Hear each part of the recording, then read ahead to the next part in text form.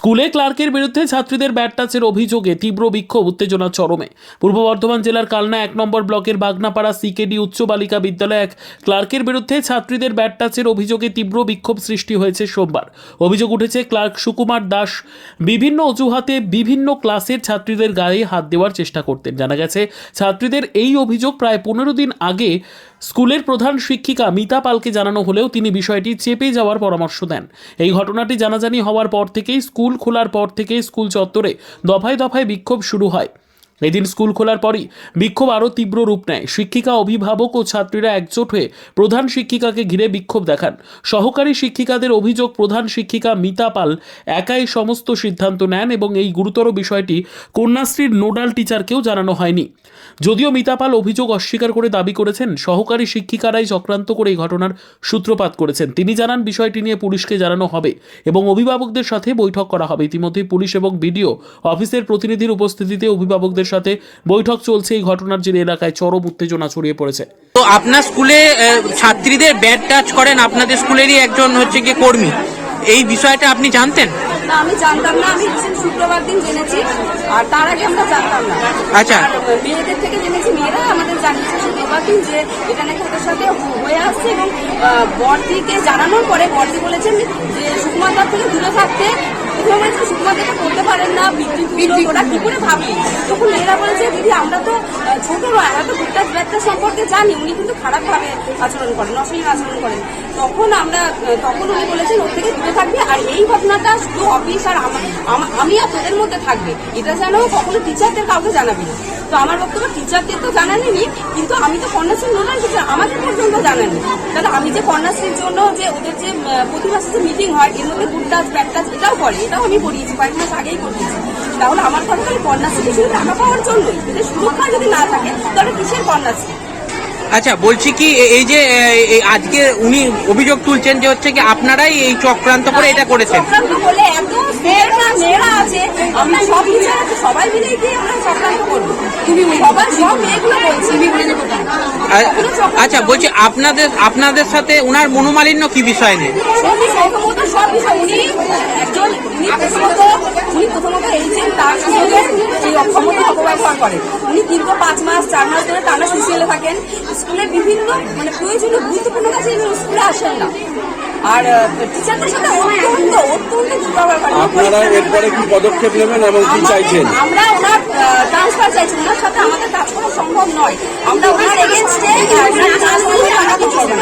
উনি আগে দুটো স্কুলে এরকম করেছেন, Shashibala Saha girls high school আর ইসমিতাপুর গার্লস হাই স্কুল, এই দুটো স্কুলে স্টাফেদের সাথে একদম খারাপ ব্যবহার করেছে এবং স্টাফেরা ওনার ডেপুটেশন দিয়েছে। আমরা ওনার কমপ্লেন করেছি।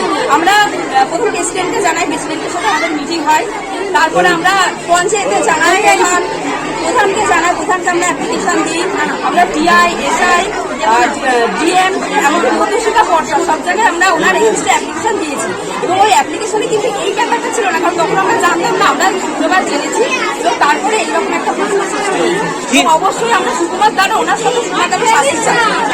এই এসে অনেক কিছু দেখেছিলাম, এসে যখন পরিস্থিতি দেখছি হয়েছে না হয়েছে বিষয়গুলো সব জেনে হঠাৎ করে দেখলাম কয়েকজন গার্জেন, আমি কোনো গার্জেন মিটিং এখনো ফলো করিনি, তার সত্ত্বেও কয়েকজন মিলে গার্জেন এসে এরকম বিশৃঙ্খল পরিস্থিতি তৈরি হয়েছে।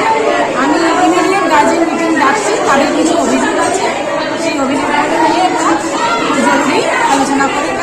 আচ্ছা, এই আপনার স্কুলেরই ক্লার্ক সুকুমার বাবুর বিরুদ্ধে একটি অভিযোগ উঠছে যে ছাত্রীদের ব্যাট টাচে, সেটা আপনাকে জানিয়েও ছিল, আপনি বলেছিলেন যে উনি নাকি পিতৃতুল্য, তাদের সাথে হচ্ছে গিয়ে কম্প্রোমাইজ করে নিতে, এমন একটা অভিযোগ উঠছে আপনার বিরুদ্ধে।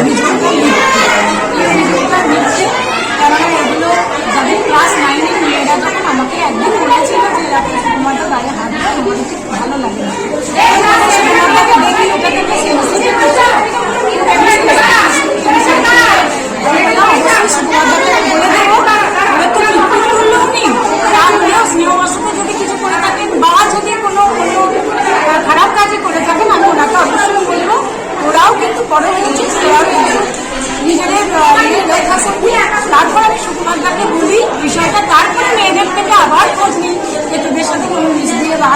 হয়েছে কিনা মেয়েরা বলেছে না ম্যাডাম ঠিক হয়ে গেছে আরেকটা- আর বিষয়ে জানতাম না। আর একটাও হচ্ছে কি আর একটাও যেটা বিষয় সেটা হচ্ছে কি আপনার সাথে স্কুলের আর যে বাকি দিদিমণি তাদেরও হচ্ছে কি আপনিও তাদেরকে ঠিক মতন জানান না কোনো বিষয়ে ঠিক মতন এইরকমও একটা বিষয়। আমাদের একটা বিষয়ে একটু ইন্টারনাল মানে ভেতরে একটু অসুবিধা হচ্ছে, সেটার জন্য আমাদের এনসি আছে স্কুল ম্যানেজমেন্ট কমিটিতে আমি এই বিষয়টা এনেছি, ওনারাও করেছেন, তার জন্য আমাদের একটা সভাও আছে, সেখানে সেই সব বিষয় আলোচনা হবে। আচ্ছা এই যে স্কুল ম্যানেজমেন্ট কমিটি আছে। আচ্ছা ব্যাট টাচের মতন বিষয় এটা কি থানাতে জানাবেন আপনি? এটা থানাতে এটা পরিস্থিতি যখন এরকম আকার নিয়েছে, আমি প্রথমত যখন পেয়েছিলাম আমি বুঝতে পারিনি যে এটা, কেননা আমি দেখুন আজকে 4 বছর হয়ে গেল এখানে এসেছি, জয়েন করেছি, ওই স্টাফও 20 বছরের মতো সার্ভিস করছে। হঠাৎ করে আমি বুঝতে পারছি না যে তার এগেন্সে হঠাৎ করে কেন এইরকম আজকে সবাই মিলে চারিদিকে যখন স্কুলের এইরকম পরিস্থিতিতে একটা অভিযোগ উঠে আসছে, এটা আমার মনে হচ্ছে প্রয়োজন হতে পারে।